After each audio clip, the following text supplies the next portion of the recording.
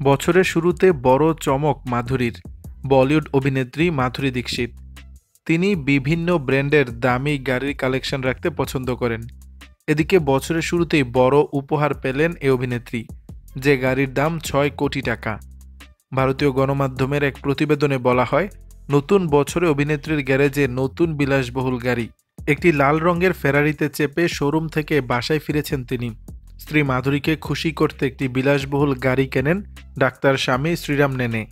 Social মিডিয়ায় viral হওয়া ভিডিওতে দেখা যায়, মাধুরী নতুন গাড়ি কিনতে গিয়েছিলেন কালো রঙের একটি ড্রেস পরে। সঙ্গে ছিলেন শ্রীরাম। তিনি পরেছিলেন সাদা শার্ট ও কালো কোট প্যান্ট। লাল গাড়ি কিনে সেই গাড়িতে স্ত্রীকে নিয়ে ফেরেন তিনি। ইনস্টাগ্রামে ইতিমধ্যে গাড়ি কেনার মুহূর্ত ভাইরাল হয়ে পড়েছে দম্পতির। অভিনেত্রী মাধুরীর ব্যক্তিগত কালেকশনে রয়েছে মার্সিডিজ বেঞ্জ, রেঞ্জ রোভার, ট্রুবু সহ আরও বেশ কিছু গাড়ি।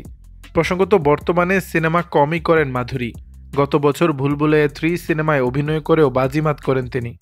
ব্যবসায়িক সফল ছিল সেই ছবি। তার একটি প্রযোজনা সংস্থাও রয়েছে, পাশাপাশি একাধিক ব্যবসায় বিনিয়োগ করেছেন। দর্শক, বিষয়টি নিয়ে আপনাদের মতামত জানাবেন নিচের কমেন্ট বক্সে।